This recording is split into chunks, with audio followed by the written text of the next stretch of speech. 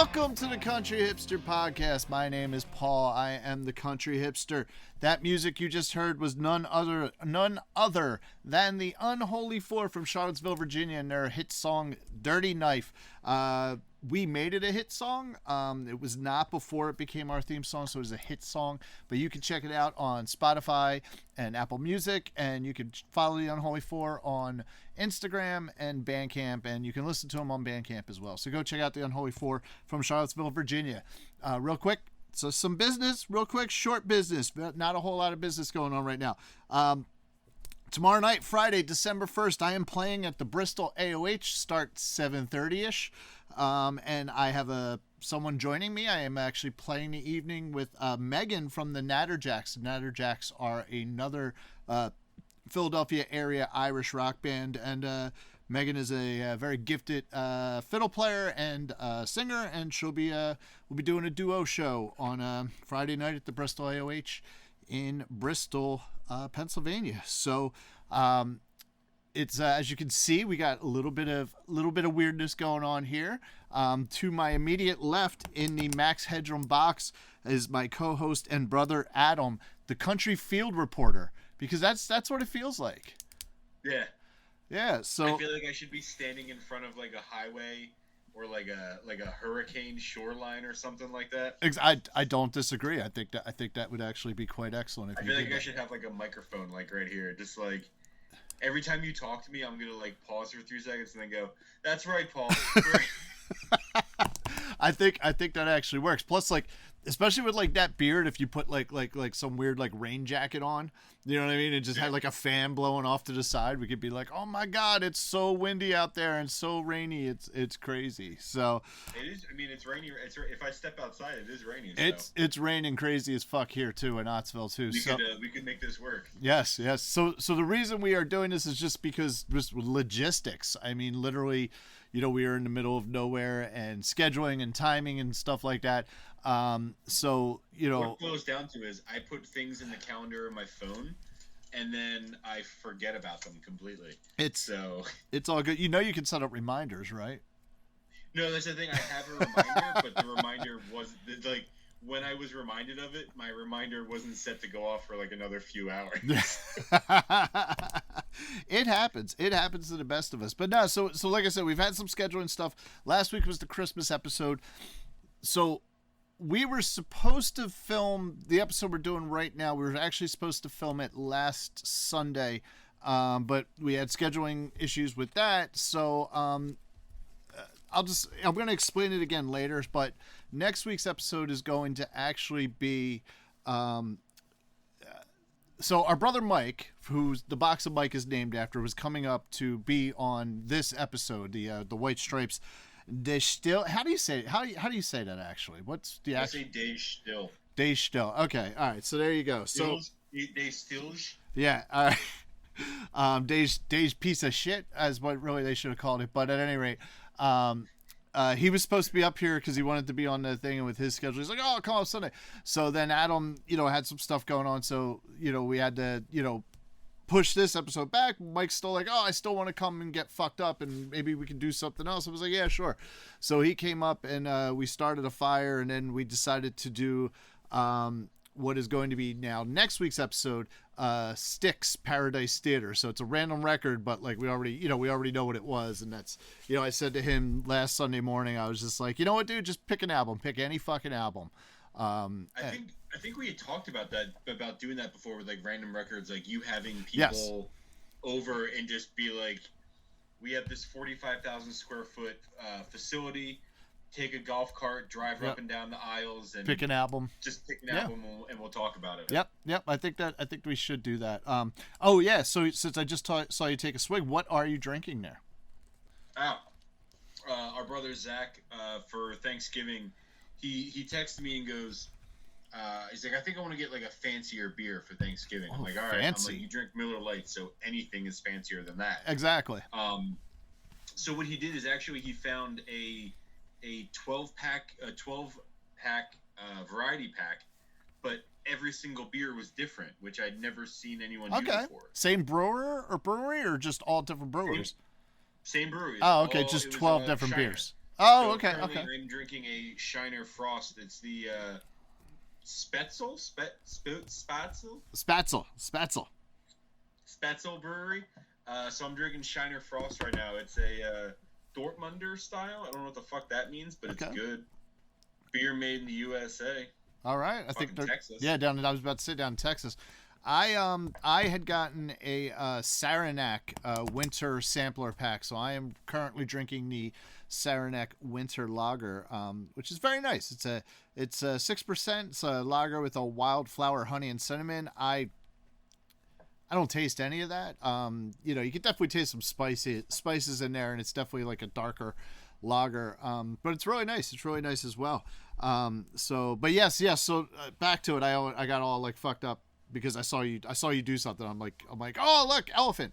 But anyway, So next week's episode is going to be Styx Paradise Theater. Adam will not be joining us, which is another good thing that we're doing it. That we were able to get that episode done last week, and then we're doing this week because I can't record this weekend because we are having the birthday party for my beautiful daughter Regina, who will be 1 year old next week. So.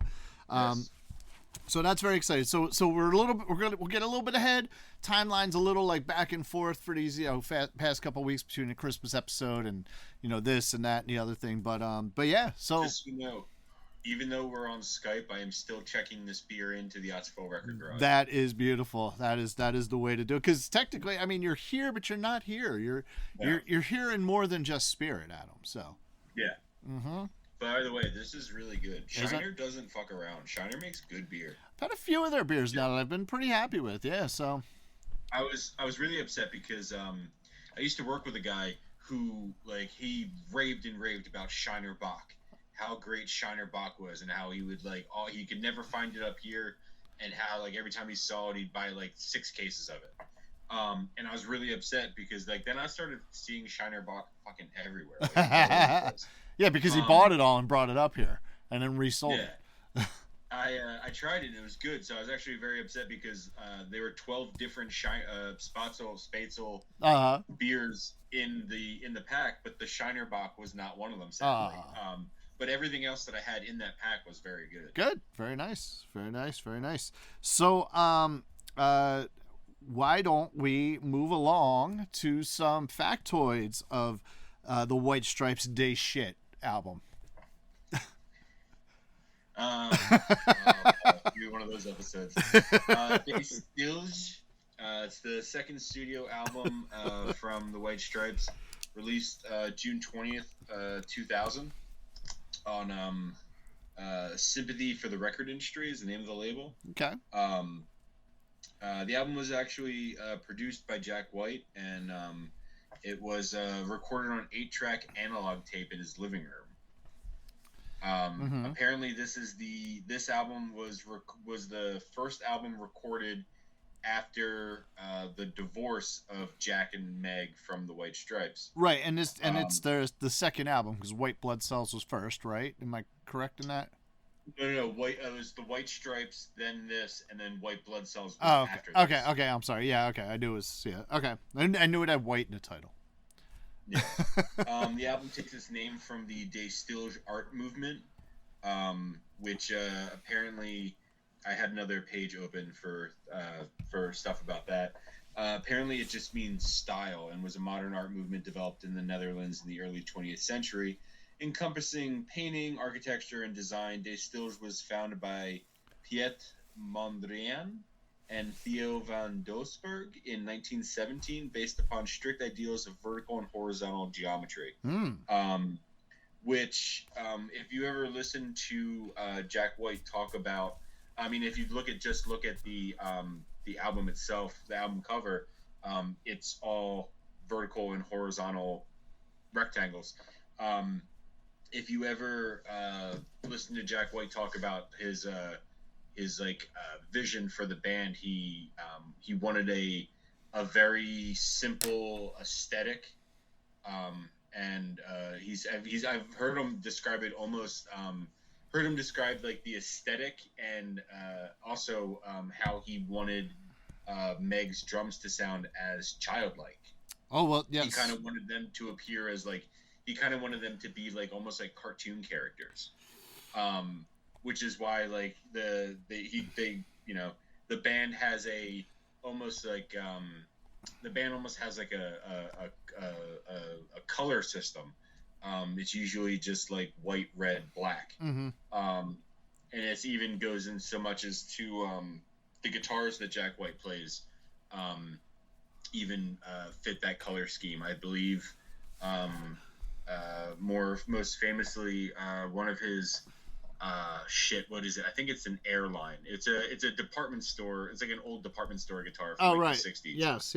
It's a red. It's basically like a red plastic guitar with a white pickguard. And on the front head of the kick drum basically looks like a peppermint candy. So it's scrolling down to charts.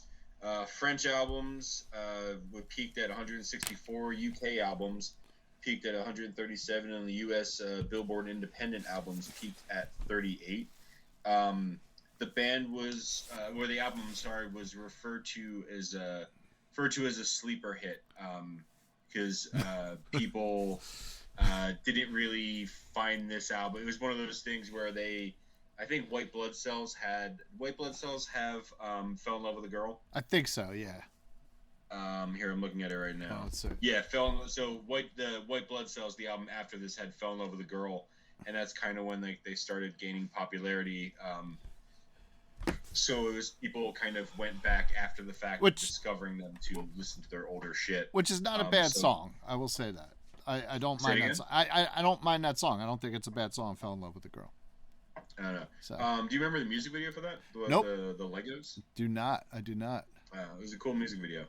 But yeah, I mean, the album is just kind of, it's this weird amalgamation of, I didn't mention earlier, the factoid, it was recorded, it's listed as recorded at Third Man Studios, even though they say it was recorded in Jack White's living room. Okay. Third Man Studios is now, which I think, Paul, you deal with Third Man's I do. I deal with URP, which is the basically the distributor behind Third Man Records. So yeah, Third Man Records is like, it's a just basically like it's a giant pressing plant in Detroit. Yep. Where Jack White is from. I've actually seen videos. They have a setup where you could basically go and perform. They have a stage in the building. Yeah, and they put those and perform and basically put something right to vinyl. Yep. From your live performance. And they put those albums out periodically, and they do it very very generically, and I think it works too. Like they'll, I can't think of someone who's done it like recently, but like it'll basically just be in a brown sleeve, and it might have the name on what it is, but they're called like the Third Man Sessions and stuff like that. And some are pretty cool. Some of them just like, I don't even know who this is, so so I don't even bother. But no, it's pretty neat, the things they do, and you got to give it to Jack White for and Third Man and URP for like pushing the Record Store Day stuff, which Record Store Day was just this past Friday on Black Friday. Of course, I can't get any Record Store Day shit, but like you know what? I'm gonna bitch a minute. I'm gonna bitch a second because I noticed somebody posted a thing on Facebook about hey, you missed Record Store Day, or your local record store was sold out of your stuff. You can avoid the price gouging people on Discogs, and Record Store Day now has this thing where you can basically you put in a zip code, or you look for an album. Now they have a thing on their website now where you can then you can basically look for the Record Store Day things online. So if you have the brick and mortar store, you can get the records into your brick and mortar store, but now you're allowed to sell them online after the fact. And so I posed the question. I was like, well, does this open the door? Because the person actually specifically said price gouging online sellers, and I was like, hey, does this possibly open the door for independent, non-price gouging online only sellers to sell record store day stuff, and it's basically told no. So the thing that bothers me about it is like, you know, I love record store day. I love the idea of record store day. I love a brick and mortar record store. I want to open up a brick and mortar record store at one point. I just had to pop up last Friday, but it's like, you know, who do you think was price gouging that shit? You know what I mean? Like, all that stuff that's on there was not someone going in and buying 2 copies of something, keeping one, and then turning around and doubling the price on Discogs. The price gouging also came from the people who were able to get the records because they have a brick and mortar record store, and they just didn't sell them. So then they went online and they price gouged them. Not all of them, not all sellers do that, but some of them do. Or they don't even put it all out. Maybe because the quantities are so limited, maybe they only get one. Right? And there's like, you know, there's a big demand for it, but they only get one. Okay, well, let's hold that back off the shelf and just say we didn't get any, and then let's put it online for triple the price. Do you know what I mean? So it's like, I get it. I get the idea. Again, I support the idea of record store day. I just think that they need to start also acknowledging the fact that it's, you know, it's not 1985. Do you know what I mean? We do live in a digital world now. And there are online sellers who are not, you know, like, and if you want to give record stores the legitimate shot at like selling this stuff first, cool, do that. I think you should do it. I totally agree with it. Or make certain titles that they will only go into the brick and mortar stores. But then, I think that would be the better way to go. Yeah. Basically, like for someone like you who is like you said, a non-price gouging. Right. Which when we're done this rant, I'm going to talk to you about a price gouging record dealer that I just had to deal with. Okay, cool. Which again, I'm not going to. We'll get there when we get there. Yeah. I think that would be the better move. Is like you said, we do live in a digital world. Right. My mom was just talking about on Black Friday. She drove our brother Zach up to his house very, very early, and then she went out to a store because she's like, I've never done it before. I want to see what it's like. And I said to her, I'm like, it's probably not going to be that crazy. I'm like, Black Friday now isn't Black Friday what it was 10, 15 years ago. Exactly. Because anything I want on Black Friday, I can get on Amazon. Anything at my store that I wanted on Black Friday, I could order online. Yep. So you don't have to, you know, camp out in front of a fucking Walmart at 3:00 in the morning in the middle of the fucking winter to buy a fucking big screen TV. You can just order it on Amazon from the comfort of your own home in your fucking underwear. Exactly. So I think that would be interesting, is if they had almost like a record store day where brick and mortars this is the only place you can get this is a brick and mortar. And then, but there are online exclusive exactly to, you know, sellers like you who, you know, you're not you know doubling, tripling what you pay for an album to sell it. Exactly. You know, and it's just, you know, I'm not saying put the shit on Amazon, give it to Walmart, give it to Target. Don't do those things. Give it to independents. And I'm not the only independent out there. I mean, yes. Give it to people who care about vinyl. Don't give it to the people who will, like, you're not trying to exploit it. I feel like if you give them to, you know, like a big box or like a Walmart exactly, or Amazon like that, you're just like, yes, you're perpetuating vinyl, but you're kind of dirty the way you're doing it. Yep, exactly. You give it to people who care about it and who like I was talking to somebody about it. I can't remember what the hell it was, but I was like, we were talking about something. I'd much rather have, like, I think it was about guitars or something like that. Like, I would much rather my guitar go to someone who I know is going to use it and enjoy it than someone who's just going to, you know, throw it away hypothetically. Exactly. And, you know, and it's fine. It's my little rant. Like I said, still love Record Store Day. Love what they do. Love the idea of it. Love supporting brick and mortars. Again, I want to open up a brick and mortar. Like when we did the the pop-up on Friday night. It was so much fun. There were a ton of people there, sold a bunch of records, had a good time. We had a nice fire going. It was just fun. It was a really good night. And so I definitely want to do that in-person experience. It's just better. It's ultimately better. And honestly, I will sell more records in person than I will online, just at any given time. So that's it's I'll get there, but I would get there faster if Record Store Day would stop being dicks.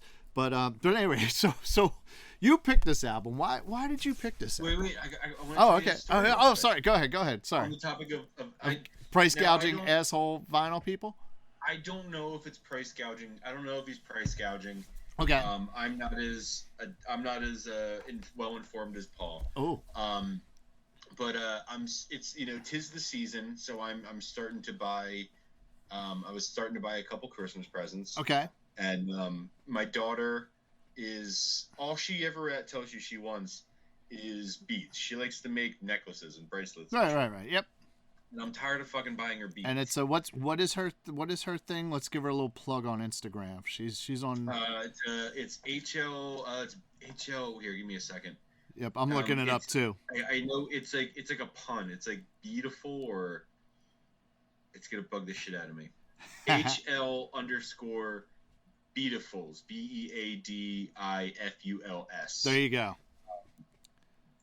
She does live streams every once in a while, and the kid will just literally sit there to herself with headphones in on the couch for like 4 hours just stringing beads on shit. Yep. So, Yep.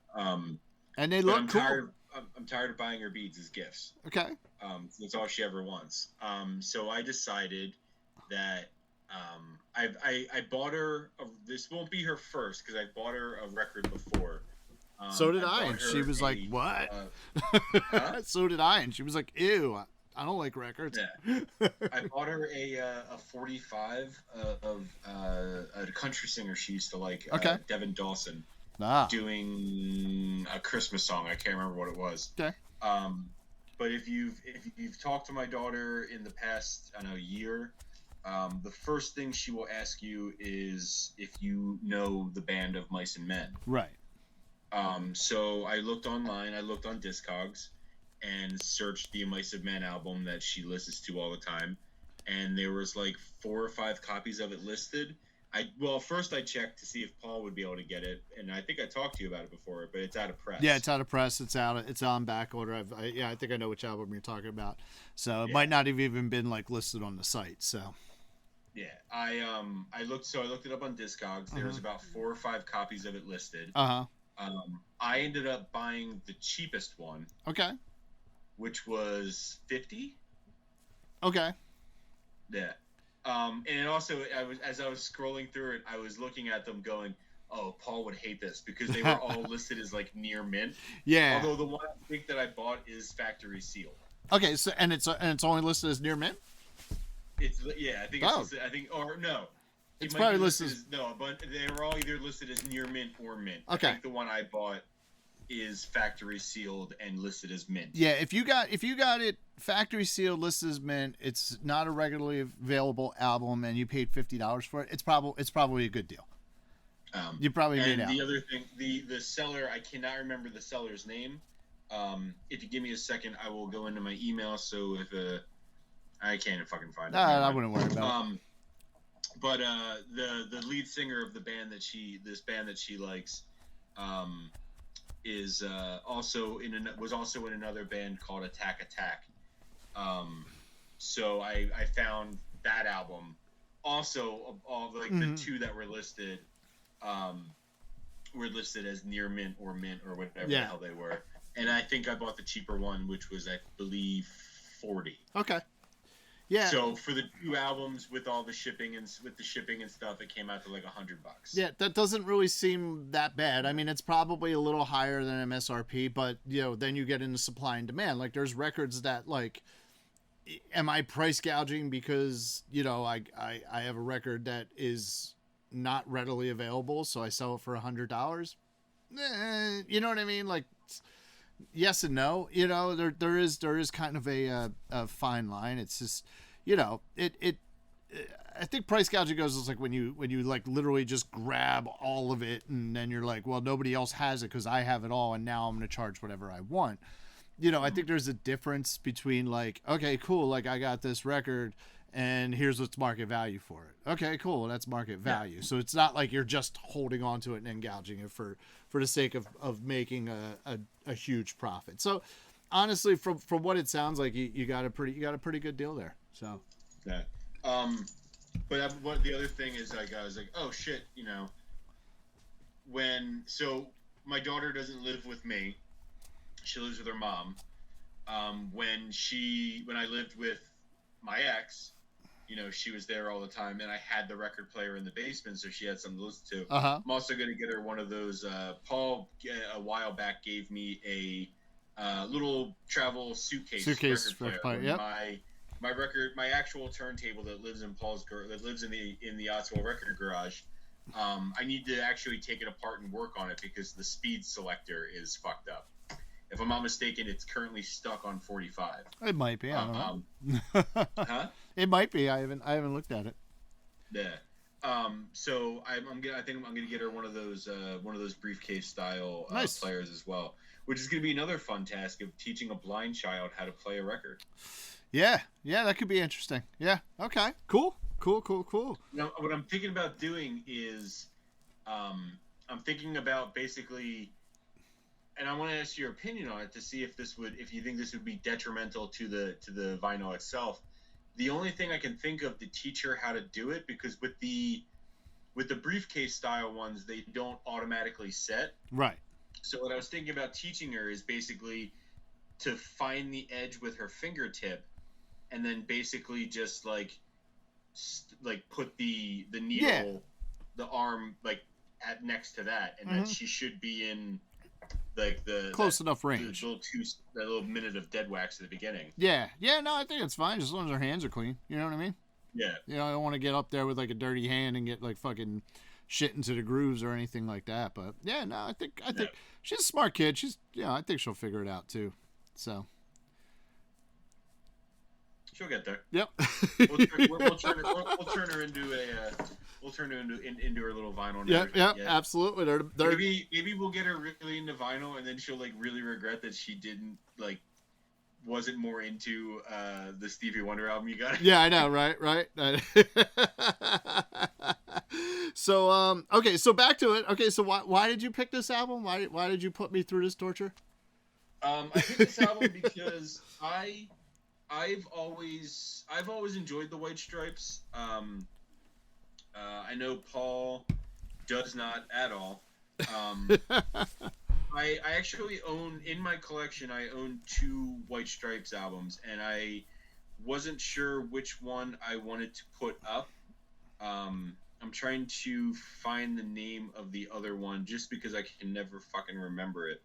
I have Days Still, and I have it's a live album. Okay. It's called the Great. It's called like the Great White Northern Lights or something like that. Oh yeah.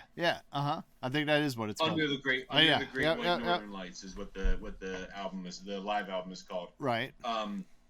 So I debated going back and forth with that, but then I just kind of gravitated more towards this one. Although if I'm not mistaken, if I remember correctly.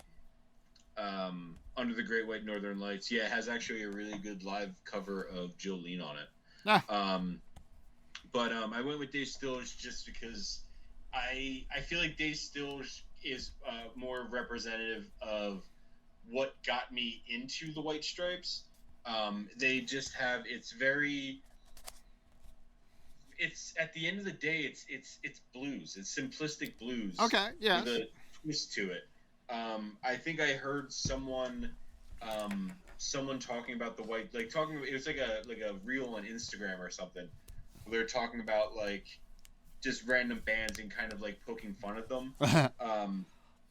And one of the things that they were talking about was the White Stripes and how Jack White really just wants to be Blind Willie McTell. Which is funny because the last song on this album Blind Willie McTell song. For anyone who doesn't know, Blind Willie McTell, William Samuel McTell, is he's an old blind blues guitarist, and his shit's good. Yep.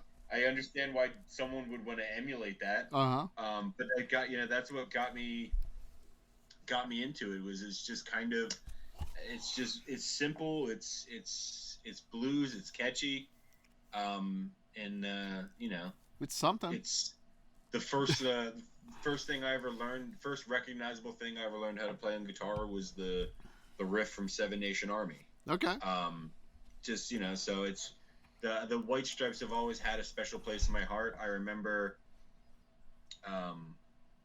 that our brother Zach introduced me to. We always had like Napster and LimeWire and Kazaa and all that shit. And then Zach introduced me to torrents.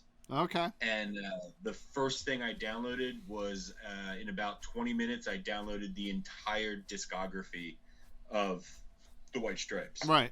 And you also ended up with the virus that took all your bank information as well, too, right? Yeah. Well, I mean, I was in high school, so I didn't really have bank information at that point. But it did give my computer virtual AIDS. There you go. So there you go. But yeah, I just always enjoyed the White Stripes, and like I said, the simplicity of it, the catchiness of it. I like that DIY aspect. Okay. Not with their, not with the more recent stuff, but with this album. Mm-hmm.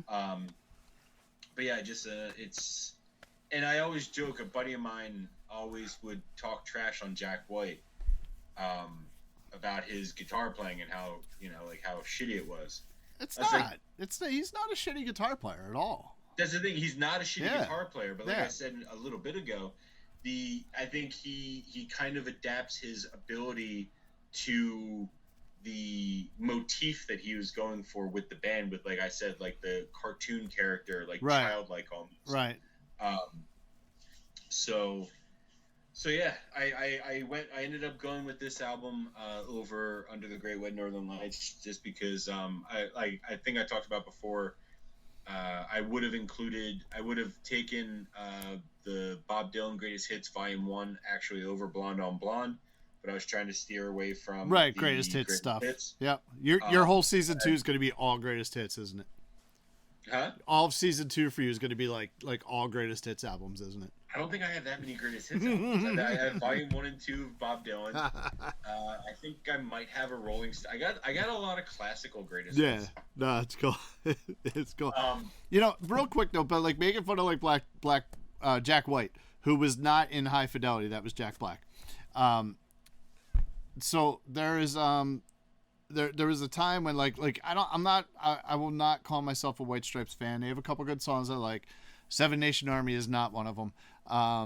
But I can at least, when they have a good song, I can recognize it. And I remember the one time, this was when I was working at Soundstage Direct. I walk in one morning and there was this dude, Justin, who worked there, and I hear this music playing and I just stop. I'm like, man, this is really fucking good. What is it? And he just starts shaking his head. And I was just like, what? Like, what is this? He's like, man, it's the new Jack White. It's Blunderbuss. And I was like, fuck, really? He's like, yeah. I'm like, I think I like this. He's like, I know. I think I do too. It was like the worst thing in the world. It reminds me of In High Fidelity, which Jack Black did star in. Jack Black did star in that, yes. Not Jack White. When John Cusack walks into the record store and he's like, what is this? And he's like, it's those two skater fucks. And he's like, it's really fucking good. I know. That's really to say that he enjoys it. That was honestly, that was the moment that we had. We were just like, I was like, oh God, no. Oh. So I do enjoy, Jack White's stuff, and he's done like collaborations with other people like the Raconteurs. He's that stuff's pretty cool.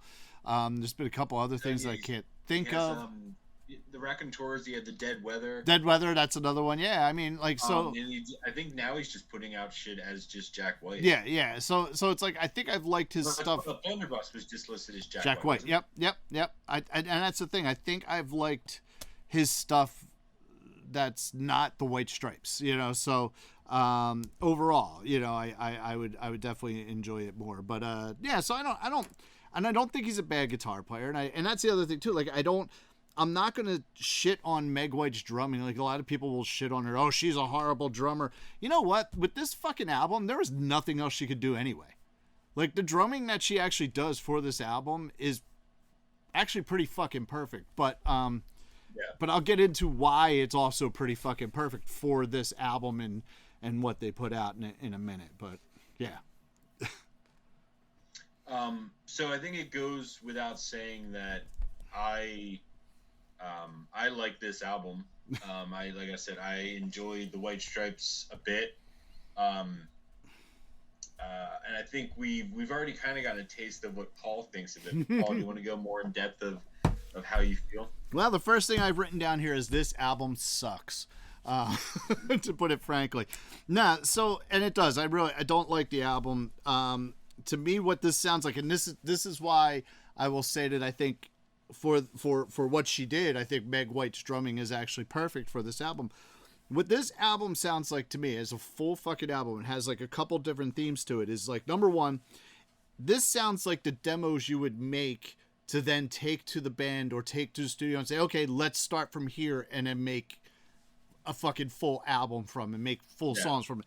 But they didn't. They literally just fucking recorded this bullshit and we're like, okay, cool, that's the album. Which is why it also made me think like, and after looking up and seeing they had albums after this, I was like, oh my God, I was wrong.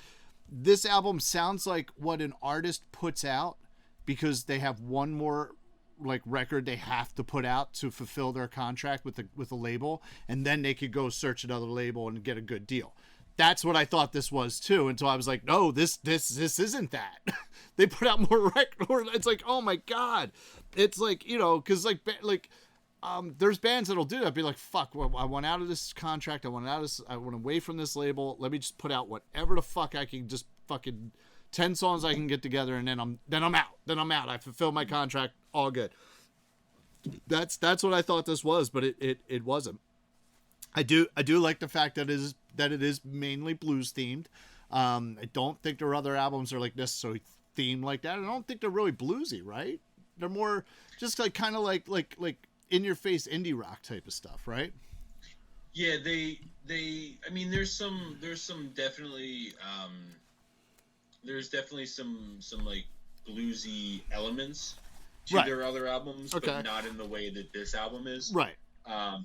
Which I don't. Yeah, like you said, it's kind of like their other stuff. I would almost describe their other stuff as like what would happen if indie rock and punk had a baby. Okay. All right.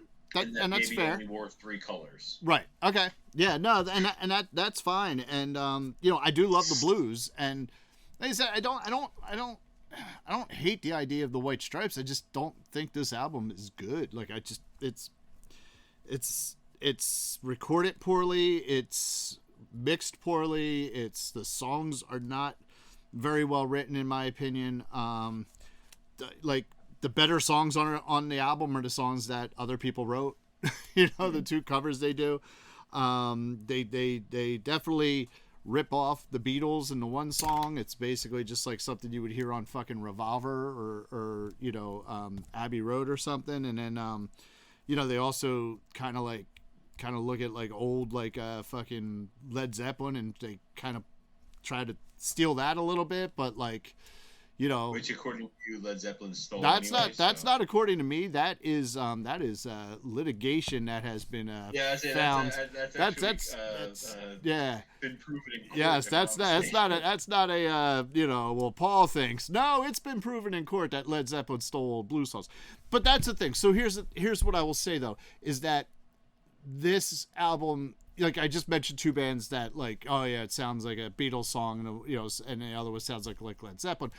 The White Stripes aren't stealing anything in this album. They are influenced by the blues. They are influenced by old blues and old blues riffs, but they are definitely doing their own thing with those things. So there is the difference there between straight up plagiarism and inspiration. And I do feel that this album was inspired and not stolen. So I'll say that for it. So we're about like God, when did we pick this? Like 2 weeks ago was when we picked this album, or 3 weeks ago. I listened to it pretty hard. I have not, like, we were supposed to record this last week. I did not listen to this album all week, and I'm very thankful for that. I did. I was like, oh my God, I can't do it. But I do have a thing here that, so Michael, who was supposed to be the guest on this, had a little spreadsheet where he wrote down his thoughts of this album, since he was supposed to be on here. And I'm going to take you through it real quickly, because I did promise him that I would do this over the podcast. So we'll do it real quick. This is the opinions of our brother Michael, the oldest of both seasons and the namesake for the box of Mike, which now houses Michael Stripe, our skunk. So here you go. He went song by song. All right. You're pretty good looking for a girl. Song just sucks. Hello Operator, rim shot breaks. I don't know what that, horrible rim shot breaks. Little Bird, at least the guitar riffs have the hint of the blues in them. What's the 20 million breaks? Tempo shifts are clearly led by the guitar, not the drums. Apple Blossom is Jack spawned from a Beatle. Great piano accompaniment. That's the song that I also think sounds like a Beatles song. I'm Bound to Pack Up. Shakers are legitimate percussion instruments unless played like that. So I guess he doesn't like her drumming. Death Letter, a 15-minute drum lesson here, and there would go so long, a long way. Sunhouse is rolling over in his grave. Again, he is a drummer. I'm not gonna fuck with Meg White about her drumming about this, because number one, I don't think she could have done anything with the way these songs are presented. Number two, like, I feel they're demo quality. So the drums, it shouldn't be said. It's almost like, all right, cool, that sounds good. That's our song now. It doesn't feel like they did anything to get it to the next level. Sister, Do You Know My Name? He has Why, Just Why. Truth Doesn't Make Noise. Woohoo, piano again. A Boy's Best Friend. Disclaimer, no click tracks were harmed during this recording. I guess it's all over the place tempo-wise. Let's Build a Home. We finally learned how to go over 100 beats per minute. Jumble, I Got Nothing. Why can't you be nicer to me? Was going okay until we went back to the break and stops. And Your Southern Can Is Mine. Finally consistent timing. Guess it's easier when you can listen to the original. At least they did Blind Willie McTell justice on this one. So those are Michael's thoughts on the White Stripes dish shit. That's awesome. There was something when I just said earlier where that I saw the thing where someone said that basically Jack White just wants to be an old black man playing blues guitar. Hey, don't we all though? Huh? Don't we all? I mean, at the end of the day, that's all we want.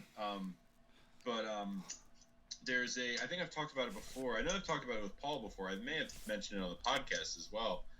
There's a documentary, oh yeah, Jimmy you did talk Page, about this. Yep. The Edge from U2 and Jack White. It's called It Might Get Loud. Yes. And I wish I could remember what he is playing in the thing, but at one point in the documentary, Jack White's playing just an old, shitty sounding, like pressed on garbage blues record, and it's literally, and the way he talks about it is like it's literally the song is just a guy kind of like clapping and stomping his foot out of time and singing, and Jack White's talking about it in the sense of like, it's out of time. He doesn't have a great voice. It's kind of just thrown together. He's like, but like I heard that, and like that's what I wanted to do. Like I heard that song, and I've just been trying to do that ever since. So it kind of lends to Michael talking about no click tracks were harmed in the making of this album, being tempo all over the place. Like he's trying to emulate this thing where it doesn't have a distinct formula, or a path. It's just kind of he's just trying to do this thing where he's just trying to put something out. That's the thing. There's one thing about being raw, and there's another thing about like developing it. You know what I mean? Yeah. Like that like I probably if they and honestly, if this is what they took the time to do and then put out, then maybe I'm wrong. You know what I mean? Maybe I'm like, oh God, no, really, this is the best you could do. But I don't think it is. Like, I mean, I've heard his guitar playing, and they have other albums. Like, this album just feels lazy to me. You know what I mean? It's like it feels like the first step towards a lot of really good ideas. But you know what? Fuck it. We're just gonna stop here and put this out, which is again why I thought it was an album they were trying to get out of a record deal on. Like okay, let's fulfill our contract. Boom. If that was the case, I would actually respect this album so much more. Do you know what I mean? But it's not the case. So it's just really like, wow, like like, I know it was like post their divorce. So it's like, did you think you couldn't, were you just trying to work together? So this is like, let's see if this happens. Did things get tense? But they put out like 3 or 4 more albums after this? Decent amount. Yeah. So it's just like, yeah, obviously you could get past your personal baggage and you were able to work together at least for a while. But yeah, I don't know. I'm not a fan. I am not a fan. I don't really have anything much else to say so about it. After this, they released White Blood Cells, Elephant, Get Behind Me, Satan, and Icky Thump. Yeah, exactly. And a live album in the process. And I know Elephant and Icky Thump are supposed to be, and I haven't listened to them, so I don't know, so I'm not going to pass judgment. But I know they're supposed to be 2 amazing fucking albums. So I'll give it at least that credit. So it's just. Sorry, I didn't hear you. What did you say? Which ones? Elephant and Icky Thump are supposed to be 2 incredible albums. I can't remember, but one time I was over, and you had a White Stripes album for sale. I still have that White Stripes. Oh. Yeah.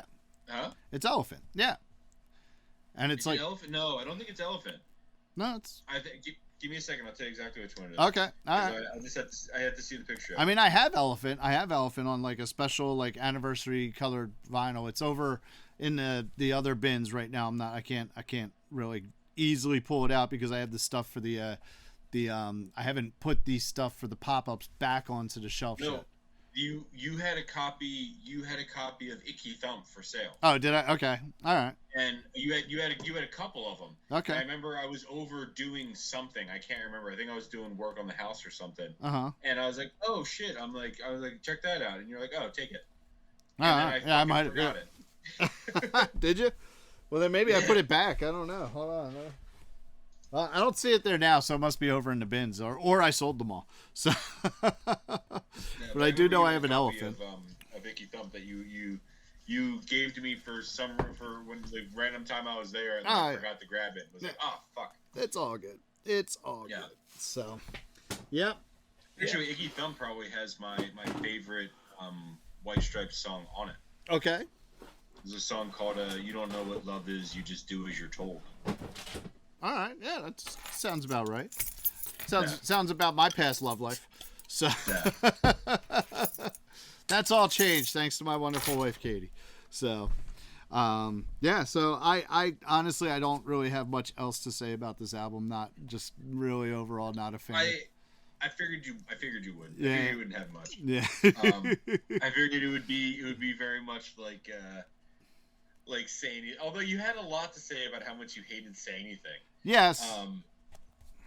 But I figured I had like a glimmer of hope that maybe like this would somehow turn you around on the White Stripes. But I figured it wasn't going to. If anything, it would be. I anticipated this being a relatively short episode. I will say, if anything, you have disserviced the White Stripes by picking this album because, like, I never really took the time to really listen to the White Stripes. Fell in Love with the Girl, I don't think is a bad song.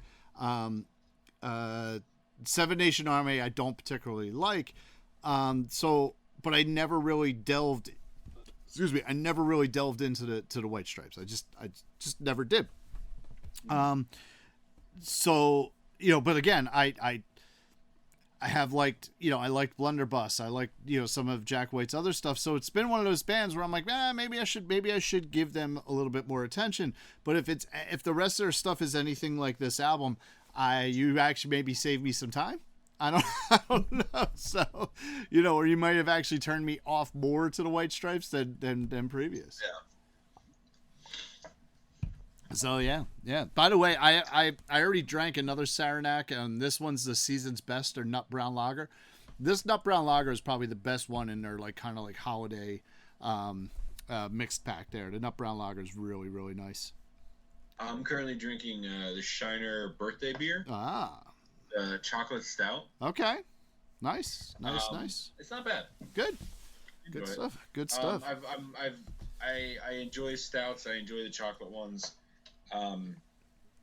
It's not. I'm trying to think of what was the Trogs one that I brought over. The Coca whatever something, I forget what the name is. They're still in the fridge. We still got a bunch in the fridge. No one likes them besides me. Yeah, exactly. I would say this is kind of on the same level. As okay. All right. Cool. I probably wouldn't like it. Cool. It's better than the. Well, I think the issue. I do enjoy the Yuengling with the Hershey. I could drink one. I was just hoping for more, and I didn't get it. So it's that beer kind of let me down. Speaking of Yuengling, not that we're Yuengling, but Jack and I, and if you go onto the Country Hipster TikTok, you can see our little post today. We bottled our Black and Tan today. Oh shit! Did you? When's it gonna be ready? About 2 weeks. About 2 weeks. Oh, we'll bottle condition it for about 2 weeks.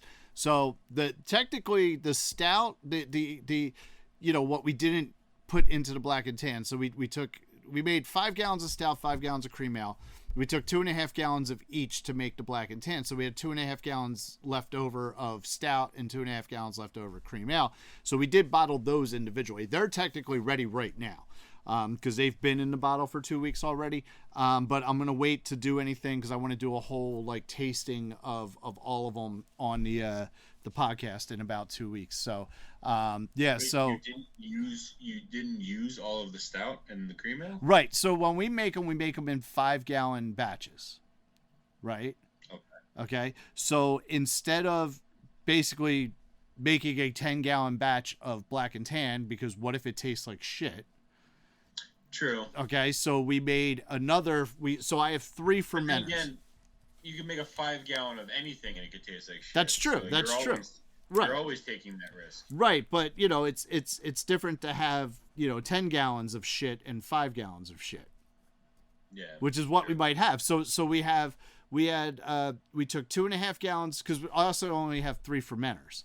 So we took 2.5 gallons of stout, 2.5 gallons of cream ale, put them into 1 5-gallon fermenter. Then we bottled the stout and the cream ale separately. And then today we bottled our Black and Tan and we put them in the big bottles. So it's like the shareable bottles.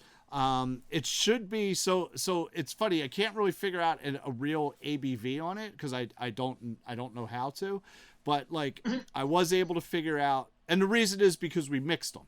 So the ABV on the stout is about 4.5. And the ABV on the cream ale is 5.25.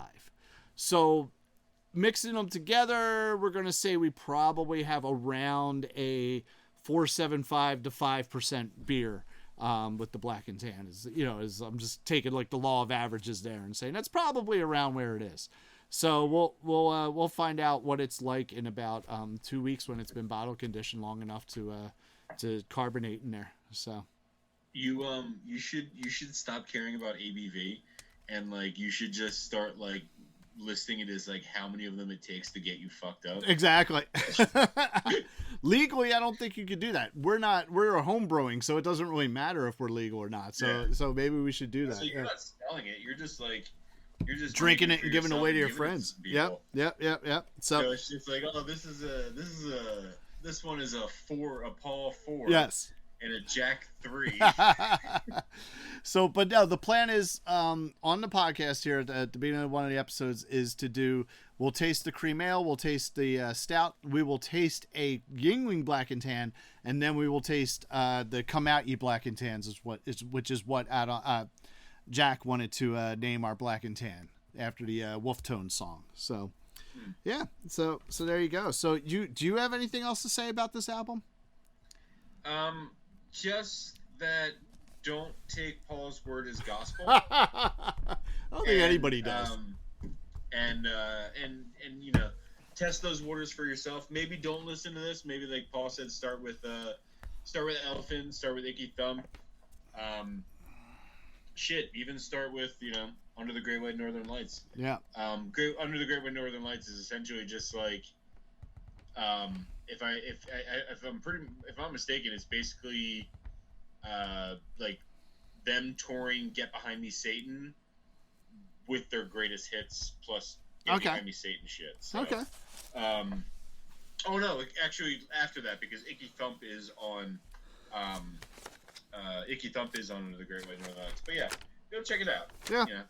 Don't let Paul make your decision for you. Yes, no, don't because some people like bad music out there, and that's okay. Some people like bad pizza too. That's okay. It's America. You're allowed to like this bad stuff. So yeah. There you go. Paul. Yes. Let's be honest. Who gives a shit? Nobody gives a shit. Nope. Especially not my opinion. Yeah. What does that soon-to-be 1-year-old baby angel think of this album? Go ahead. No, I said, does she hate it? I am wondering if she's my daughter. She likes this album. She really did. She, and like, it wasn't just like a one time, like, oh, okay, cool. Like I think you like it. Let's listen to it again sometime. And no, there were some songs. I mean, she was definitely listening to it. She was definitely interested. Singing along to some stuff, more B-sides, which I will say, what the later tracks are better than the earlier tracks. But no, a little bit more B-sides.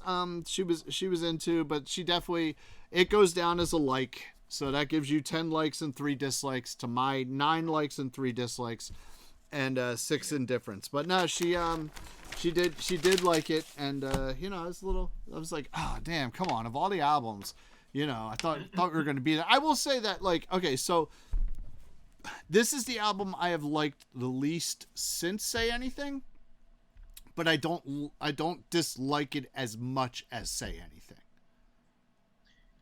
Okay. You know what I mean? So it's like, because, Say Anything, I think I found one song I like, and then the rest was just shit, right? In my opinion.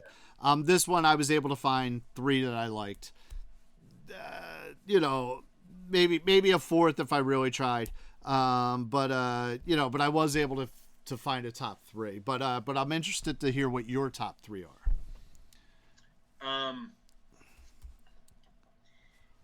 I can't wait to hear the reactions. Hello Operator, I've always enjoyed. Oh, I know. Jumble. Okay. Actually, I might put Jumble before Hello Operator.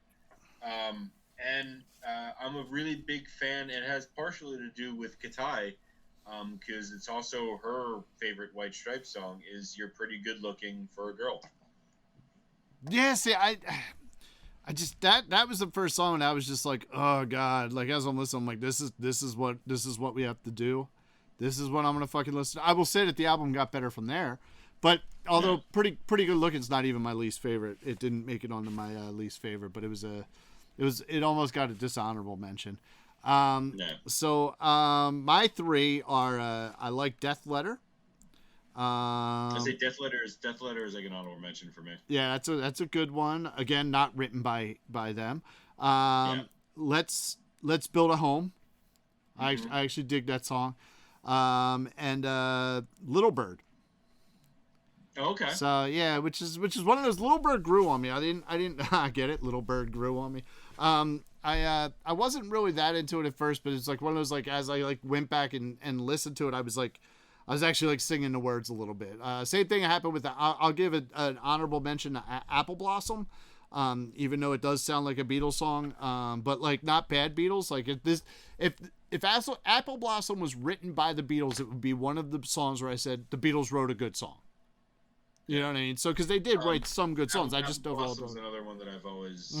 Apple Blossom is kind of honestly with this album, depending on my mood, you could probably interchange Death Letter, Apple Blossom, Little Bird, with Hello Operator, Jumble Jumble, and Pretty Good Looking. So. Yeah. Cool. My least favorite is Truth Doesn't Make a Noise.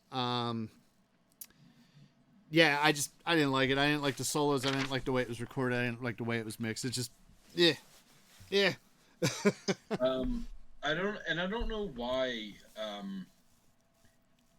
The song just kind of strikes me as like off with this album. For my least favorite is I'm Bound to Pack It Up. Okay. There's something about it. Listening to it, it always just seems like it's. I feel like it might fit with the album, but it almost like seems to me like it shouldn't be where it is in the album. Okay, there's nothing. Oh, but what actually, speaking of that, made me wonder and ask you, have you followed through with what you said you were going to do a few weeks back? Listening to stuff on random. Yes. Yeah. Okay. All right. Yeah. All right. So you're hearing it in different ways, and that's. I've noticed. I think that's something that kind of like struck me as weird, because I'm Bound to Pack It Up. I don't know why, but it's like when I listen to it, I don't know what in my brain makes me associate it with it, but I'm Bound to Pack It Up and Your Southern Can Is Mine are like very in the same wheelhouse to me. Yeah, and Your Southern. I almost think what happened was I had the album on random. And they played back to back. Okay, all right. Yeah, your Southern Can Is Mine it's not bad. Like again, it's by someone else. It's by Blind Willie McTell. I didn't hate it enough to make it my least favorite, but it kind of throws in that like throw it away, throw this fucking album out. It looks like your album should be thrown out with the way you got all that water fucking damage on there. Yeah, that album is absolutely. Thank God we go with a very good plus. Yeah, well, because that album is fucked. Yes, that album, because you know what it is. I had my albums sorted alphabetically, and the White Stripes was on the bottom shelf closest to the floor. So. Yep. Now this thing is like it's got some fucking damage here. It's got water damage on the back, on the front. It's like it's pretty fucked. The vinyl itself though is not actually in too bad a shape. The vinyl itself on your album here actually looks pretty solid. Just normal wear, and I got some finger marks on it because it actually is a little difficult to get it in and out of your sleeve because the sleeve is water damaged. But the vinyl itself looks pretty good. Like depending on after cleaning it and how it played, it visually, just right now, visually, I would actually probably give it an honorable, conservative grade of very good. I wouldn't go very good plus visually, but I would go very good visually, and then depending on how it looked after cleaning and then playing it, would determine whether or not it was very good plus. Which I think it would actually at least be in the running to be very good plus. So it's just the sleeve is fucking destroyed on that thing. But what you do have is a 2010 reissue, which I had to actually really take my time verifying it with the etchings. So the 2010 reissue has a little message on the etchings, as well as the 2020 reissue, the anniversary version of it, has a very similar message, but they're different. But they're actually two different things. They say similar things, but they don't say the same thing. So it really did come down because it has the catalog number on both of them.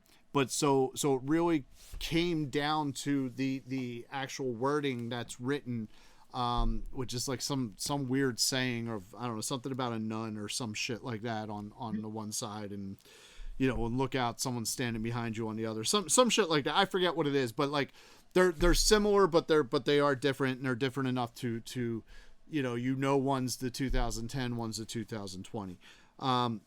Your very good plus value on this is $20.52, rounding you up to $21.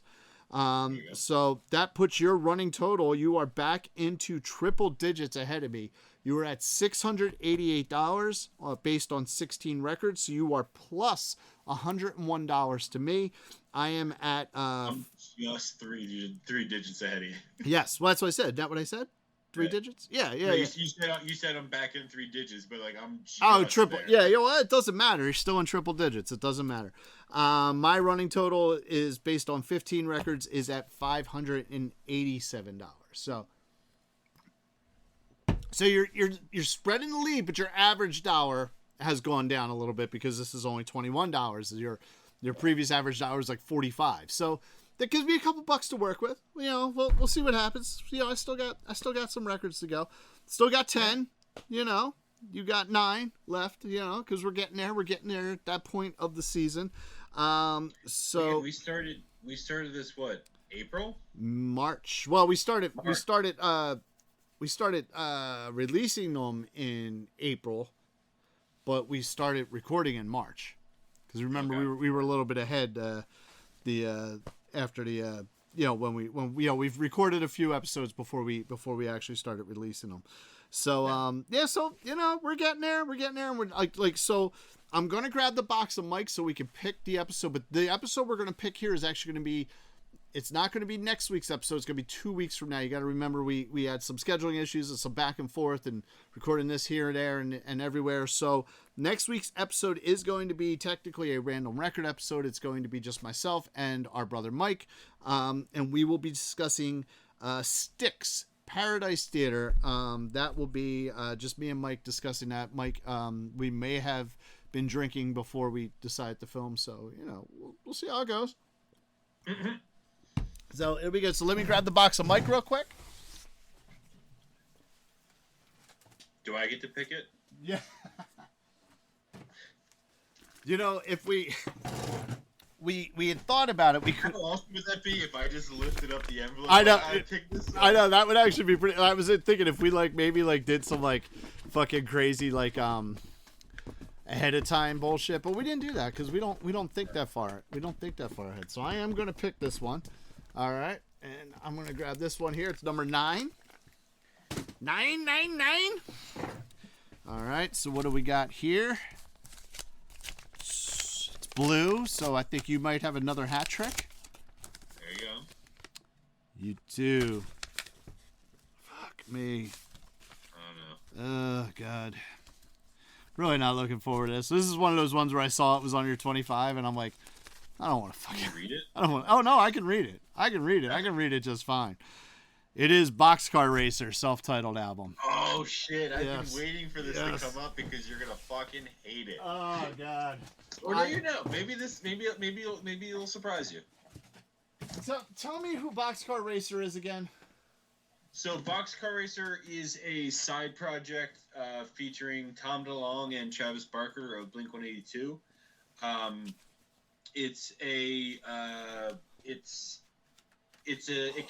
The album came out between Blink-182's album Take Off Your Pants and Jacket. Oh fuck, I forgot it's a cool looking vinyl too.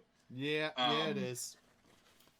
Yeah, it's the album came out between Take Off Your Pants and Jacket and Blink-182's self-titled album. And they went on like a little bit of a you would say like a hiatus. Yeah. But yeah.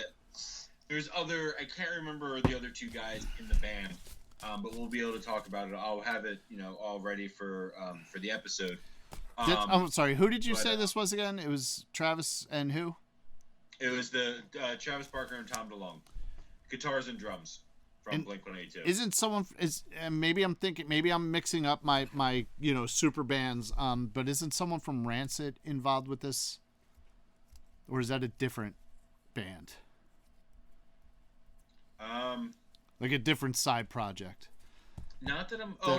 Travis Barker had a side project called The Transplants. With, that's what I was thinking. Okay, yes, that's what I was thinking of. Yep. What's the fucking guy's name from Rancid? I forget. But Tim Armstrong. Yeah, Tim Armstrong. Yes. Okay. So that's now. I wish this was The Transplants because actually the few things I heard from them I didn't hate. This Transplants? Yeah. This Yeah, I'm not looking forward to this, man. I gotta. God, and it's good. I've been so I have a couple random box racer songs on the playlist that I listen to all the time. And every time one of them comes on, I just think, oh, man, Paul's gonna hate me. And this is also, I'm gonna have to deal with this for the next 2 fucking weeks too, because we're already recorded for 2 weeks. Yeah. Wait, how many is this in a row for me? This is, hold on, I'd have to put everything in. But I think this is a hat trick for you. So we had. Oh wait, no, I'm sorry. This is 2 because I had Fugazi, because we had a Fugazi. Then we had Fugazi repeater, and then we had the Christmas episode, and then the White Stripes, and now this. So yes, yeah. So this is 2 in a row. So this is not a hat trick. Yeah. You finished up. We had Interpol was before. Yes, Fugazi. Yeah. I stopped your hat trick with Fugazi. Now you're 2 in a row. So yeah. So here we go. We're gonna go 2 in a row with albums that I probably am going to hate. So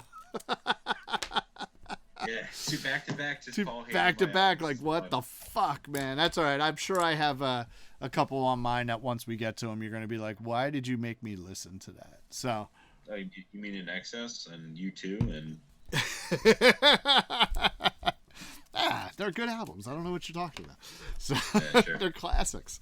All right. I got nothing else to say about this shit. Do you have anything else to say? Do you have anything to add to this? No, just as I always say, go listen to it. Yeah. Go check it out. Cool. Listen to our discussion. Yep. And I think this actually worked out really well again. I think I definitely your volume is louder than it was for Sean when we did the Fugazi repeater episode. Well, when we started with Sean, we had the volume. I forget what we started with. Yeah, we started low and then we ended. I had the volume like maxed out. Yeah. I think this works out though. I think this works. So hopefully you are back in the Ottsville Record Garage next time, and you're not our field reporter or man on the street wearing your Sex Panther. 60% of the time it works every time. 70% of the time it works every time. Yeah. So we have a bit real Panther, so it's good. It is pungent. Burns the nostrils. On that note, I have nothing else. How about you, sir?